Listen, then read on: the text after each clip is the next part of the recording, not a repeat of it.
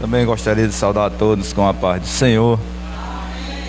Dizer que para mim é motivo de grande alegria estar aqui numa manhã rica e maravilhosa como essa, aprendendo da parte do Senhor.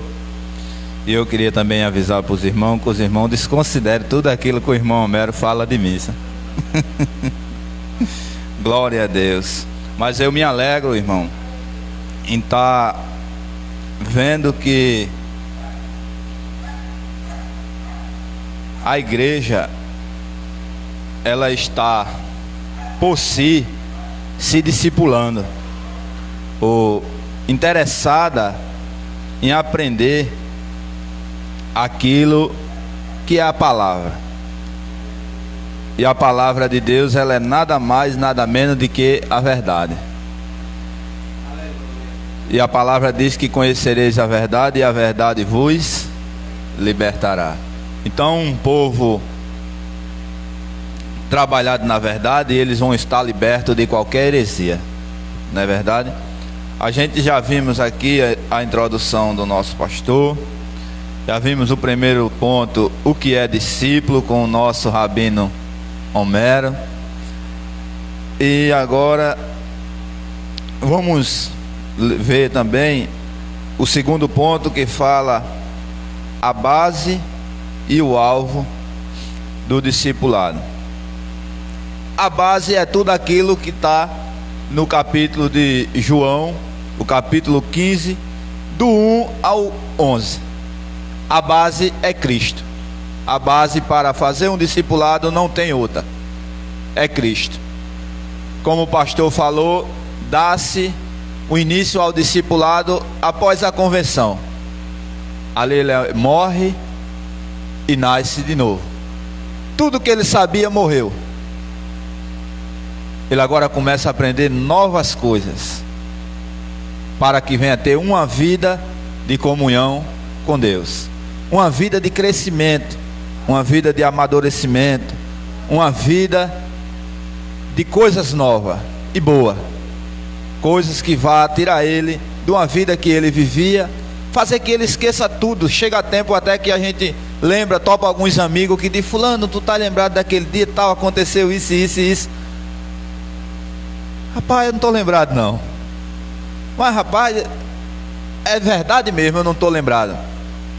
Sabe por quê, meu irmão?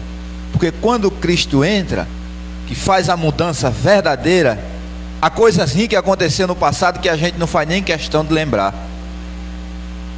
E o discipulado, ele faz esse trabalho com a gente, faz a gente esquecer tudo que a gente fez de errado, que a Bíblia diz que os pecados são apagados, né?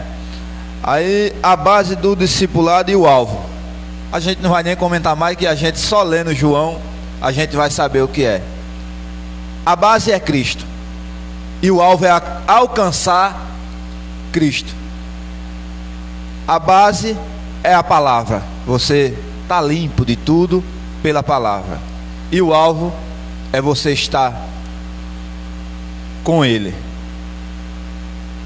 Você estando com Cristo, mas também a gente não pode chegar no alvo e dizer: agora eu estou pronto. Fazer que nem aquele grande pregador dos Estados Unidos, que agora me foge o nome dele na mente, que ele disse: Deus precisa de mim para salvar esse povo. Aí ele já estava, ele se sentiu que já tinha atingido o alvo máximo, que é Cristo, e disse: agora Deus precisa de mim para salvar esse povo. A gente nunca deve chegar a esse ponto. Quando a gente vê que está quase chegando a esse ponto, a gente diz: misericórdia, Senhor, daqui eu quero parar por aqui mesmo, eu quero ficar pequenininho, eu quero continuar aprendendo, porque a gente nunca sabe de nada. E a base do discipulado, o primeiro ponto, a base do discipulado é a palavra de Deus.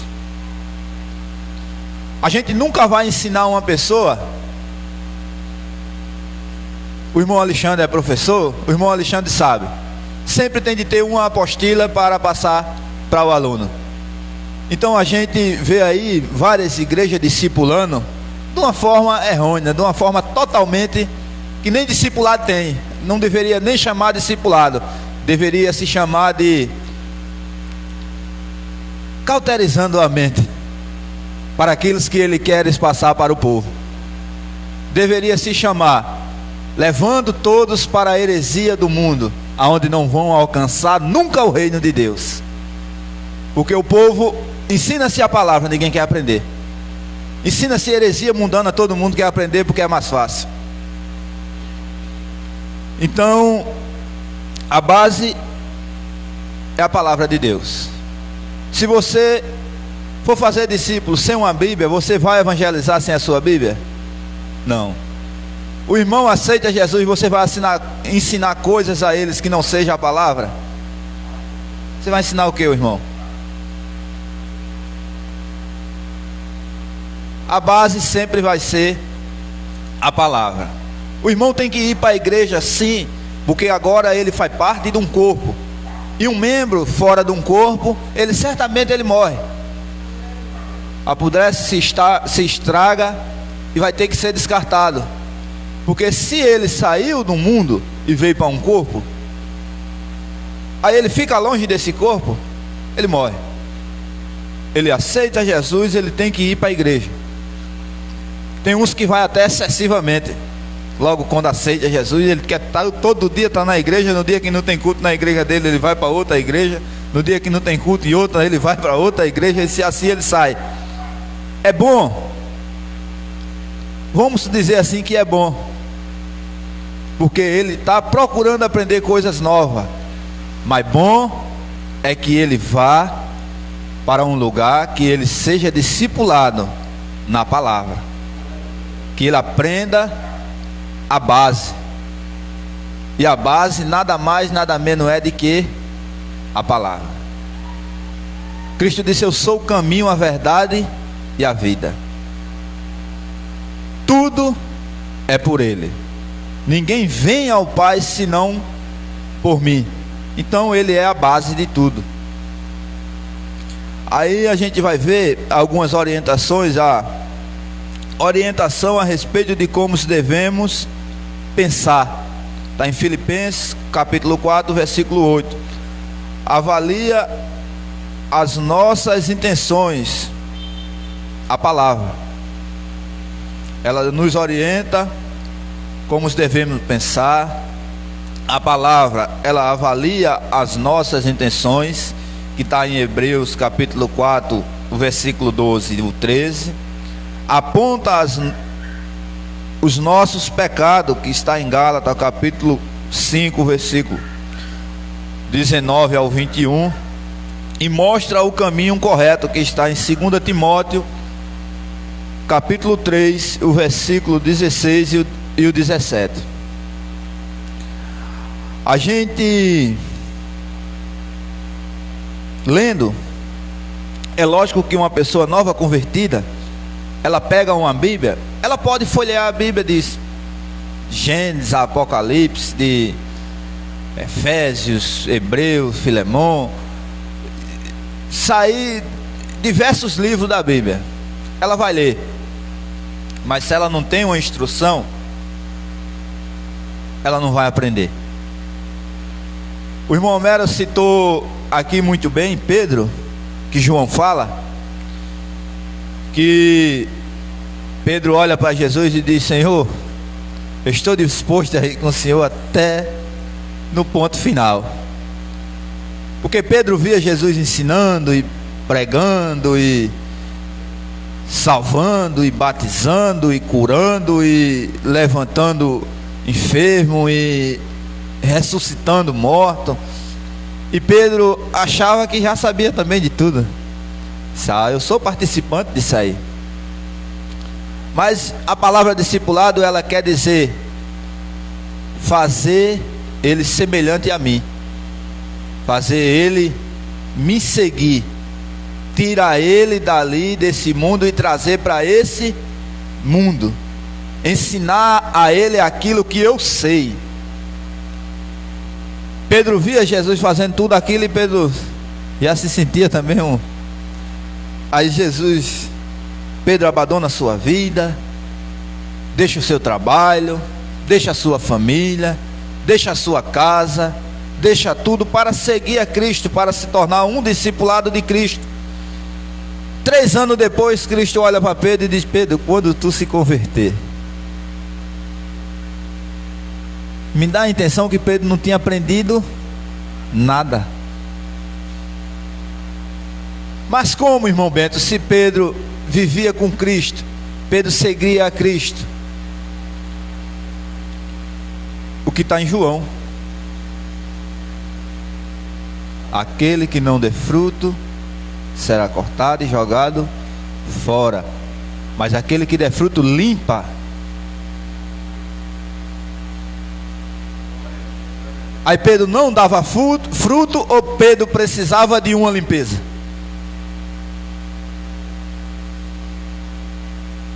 Muitas vezes a gente tem crianças que ensinam coisas a gente que a gente fica assim: mas rapaz,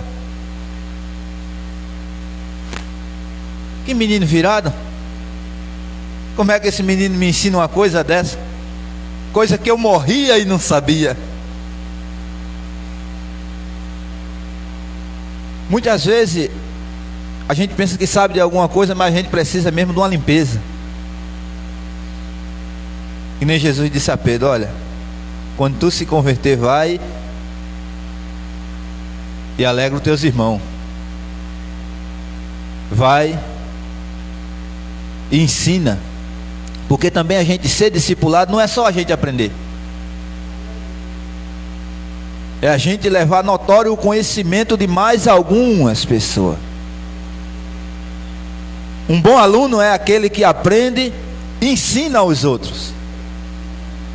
E um discipulado, ele é um aluno, e nós somos um aluno para o resto das nossas vidas.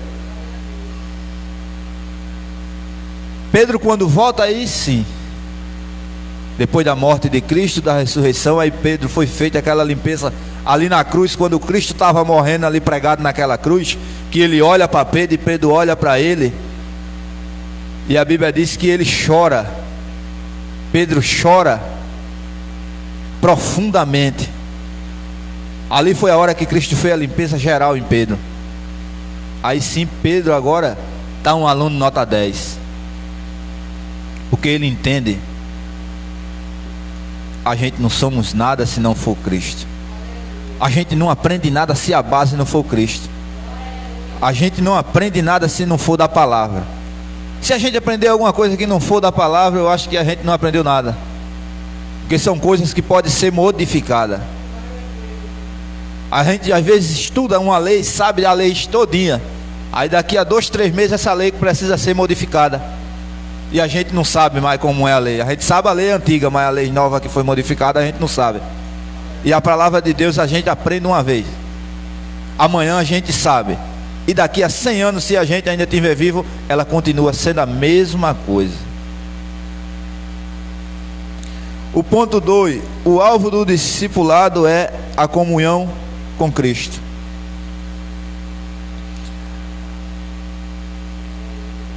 A primeira característica destacada,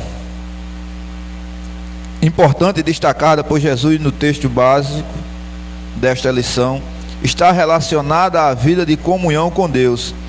Ele repete insistentemente o verbo, um verbo, aonde a gente vai ver ele repetindo ali várias vezes. Precisa estar na palavra, precisa estar nele, precisa estar com ele, precisa ser limpo, precisa ser modificado, precisa de uma limpeza. A gente, para estar em comunhão com Cristo, muitas vezes a gente tem um pensamento que é estar todo dia na igreja. Enquanto mais na igreja eu tiver, mais comunhão com Cristo eu estou. É bom. Enquanto mais na igreja você estiver, você tendo uma boa conduta, está vivendo na palavra, vivendo bem instruído pela palavra, estudando e passando para frente aquilo que você aprendeu, é bom que você está numa boa comunhão com os irmãos. Mas comunhão com Cristo é íntimo. Se você não está com intimidade com Ele, você não está com comunhão com Ele. Se você pode estar, irmão Amaro, morando dentro da igreja, mas se você não tem intimidade com Cristo, você não está com comunhão com Ele. Então, comunhão com Cristo é ter intimidade com Ele, é ser amigo dEle, é não esconder nada dEle, é não fazer nada para desagradar Ele. Ter comunhão com Cristo é a mesma coisa que Elias fez, como Tiago dá um exemplo. Orou e não choveu durante 3 anos e 6 meses. Depois ele volta e ora e chove. Isso aí é comunhão. Isso aí é intimidade com Cristo. Isso aí é intimidade com Deus, obtida durante uma vida longa na presença dEle. Porque muitas vezes a gente pensa que comunhão com Cristo, eu vou citar um aqui que o irmão Homero falou, é aquilo que muitos pastores, apóstolos, meio mundo de coisa que tem aí, que eles falam: eu determino. Eu mesmo vou ser sincero, eu não tenho determinação nem dentro da minha casa, porque primeiro eu tenho que conversar com a minha esposa. Se ela está de acordo, eu estou de acordo, aí nós determina que é assim. Se o pastor, um exemplo, o pastor precisa desse carro para tudo que ele vai fazer, ele precisa levar a sua filhinha numa consulta no hospital, ele precisa desse carro. Ir para a igreja em Tabatinga, ele precisa desse carro. Para a igreja em Camaragibe, ele precisa desse carro. A irmã Rossana precisa ir no salão de beleza fazer o cabelo, o pastor precisa levar ela nesse carro. Aí o pastor chega em casa, está determinado: Rossana, eu vou vender o carro. Ela vai achar bom? Mas Fagner, tinha a consulta de Sarinha amanhã lá no Recife, e aí como é que a gente vai? Os irmãos entendem, porque senão depois o irmão vai dizer assim: o irmão Bento não tem determinação nem dentro de casa, está rindo a situação dele. Mas não, determinação parte a partir de um relacionamento aonde os dois estão de acordo. E muitos pastores por aí dizem: eu determino a sua vitória. Coitado, ele não determina nada. O próprio Cristo, ele não determinou nada para ele. Quando ele estava ali na cruz, ele disse: Pai, se possível for, passa de mim esse cálice, mas porém seja feito todo a sua. Aí é comunhão, aí é crer. Quando a gente chegar a entender que tudo é deixado na mão dele, aí sim a gente está alcançando uma comunhão com ele. Ainda seguindo, permanecendo em Cristo, que é a parte A, permanecendo em Cristo por meio das Escrituras. A gente sendo bem instruído na palavra, a gente jamais sentirá vontade de deixar, porque a Bíblia, ela é uma fonte rica e inesgotável. É como uma cacimba cavada num lugar bem que dá água, que você tira um balde e quando você chega lá ela já subiu, que dá para tirar mais 2. É a Bíblia, é inesgotável. É um lugar onde você vai matar a sua sede, e daqui a meia hora você está com sede e vai beber de novo, e por algum tempo mata a sua sede e você precisa ir lá de novo. É a Bíblia. A parte B, permanecer em Cristo por meio da igreja, é bom também. Primeiro, a palavra. O autor aqui, ele foi bem no pé. Primeiro, a palavra. Segundo, a igreja. Por que segundo a igreja? Porque a igreja, você estava no mundo, foi desgarrado do mundo, trazido para dentro da igreja. Você agora faz parte de um corpo, aonde você tem que permanecer junto desse corpo. Às vezes, quando um irmão sai, da igreja, um culto, 2, 3, ele não aparece, todo mundo fica procurando. Cadê o irmão? Cadê o irmão fulano? Você já está tendo uma comunhão com a igreja. Tem gente na igreja que se preocupa com você que você nem conhece. Chega para o evangelista Roberto, ou para a irmã Ivone, ou para a irmã Ana Paula: a senhora viu aquela irmãzinha? Como? Uma assim, rapaz, do cabelo assim, não sabe nem o nome. Porque nunca mais, uma que vem e senta lá no cantinho: ah, irmão, sei, a irmã fulana de tal. É que eu não sei o nome dela não, mas eu noto que faz uns 2 cultos que ela não vem. E aquela irmã é uma benção. Uma que aceitou Jesus um dia desse, rapaz, mas ela está todo culto ali dando glória e aleluia. Isso aí é uma comunhão com a igreja. Isso aí é bom para o crescimento do discipulado, porque você vai se sentir acolhido, vai se sentir abraçado, vai se sentir uma pessoa que agora está sendo importante. O que é comunhão? Comunhão é aquilo que eu falei. Comunhão é aonde a gente não determina nada, a gente entrega na mão dele. A gente não pode determinar nada. Eu determino isso aqui. A gente tem que ter certeza e convicção das coisas, mas determinação do alto só quem tem é ele. Amém, irmã Amora? Muito obrigado.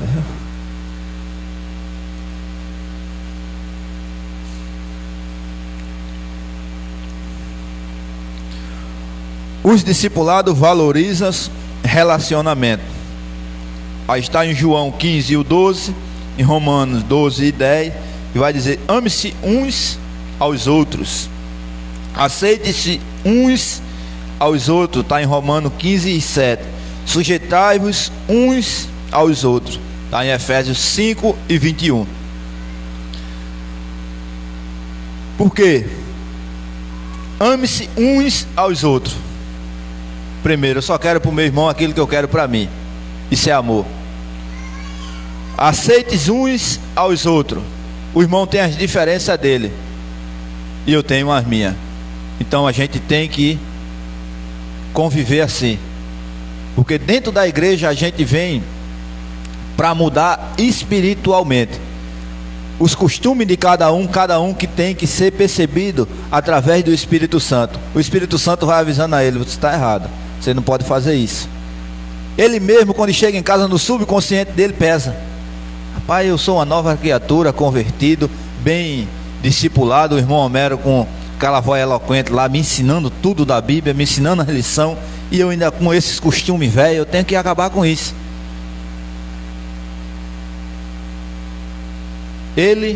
A gente não pode tentar mudar ninguém. A gente tem que mudar para que os outros vejam a mudança em nós, e através da nossa mudança ele queira mudar também. Isso aí é discipulado. Jesus pega aqueles discípulos, e aqueles discípulos tudo errado. Pedro, o cara não conversava 2 vezes que ele já queria riar o bambu. Então, ele vendo como era que Cristo vivia, eles foram aprendendo e deixando os velhos costumes para trás.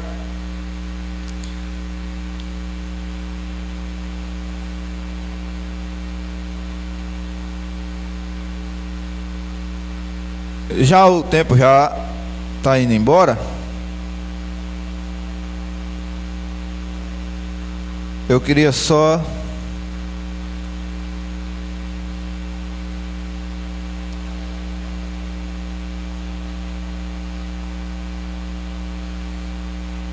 terminar aqui na parte D do terceiro subponto, do segundo ponto, a parte D. Os discípulos servem um aos outros. Está em Gálatas capítulo 5, versículo 13, 1 Pedro 4 e o 10. A gente servir um aos outros é se fazer participante do sofrimento do irmão, das necessidades do irmão. Na hora mais difícil a gente diz: olha, irmão, eu estou contigo. Tu está orando de lá e eu estou orando de cá. Qualquer coisa, manda um zap aí que a gente conversa, tal. Das maneiras que eu puder te ajudar, eu te ajudo. Leve os fardos pesados uns dos outros. Está em Gálatas capítulo 6, versículo 2. Os fardos pesados significa: irmão, eu estou com vontade de desistir. Por quê, irmão? Irmão, a caminhada é difícil, o fardo é pesado, as acusações vêm. A senhora sabe, o senhor sabe, né? Eu tinha uma vida, a vida que eu tinha antes, e hoje ela está pesando sobre mim. Às vezes eu vou falar alguma coisa, falar de Jesus, aí muitos dizem assim: quem era tu, hein, Homero? Ali na roda de fogo ali, tu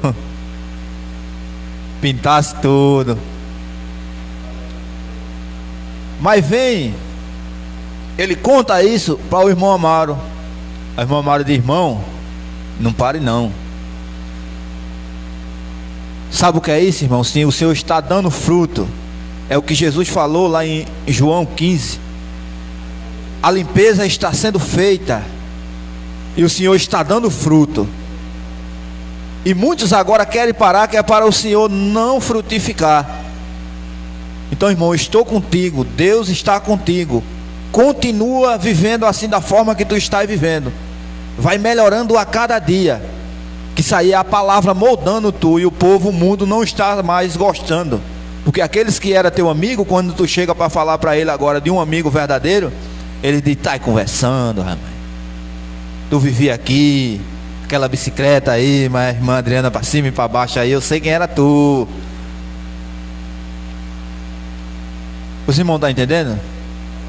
A palavra, ela modifica, e com as modificações ela vai incomodar de certa forma, mas o irmão tem que ajudar o irmão a carregar o fardo, que é para o bichinho não se cansar e não querer arriar o fardo. E se ele quiser arriar, não, irmão, tu vai pegar de um lado e eu do outro, mas a gente vai chegar lá. Seja mutuamente hospitaleiro mutuamente hospitaleiros. É o que Pedro está escrito em 1 Pedro capítulo 4 e o versículo 9.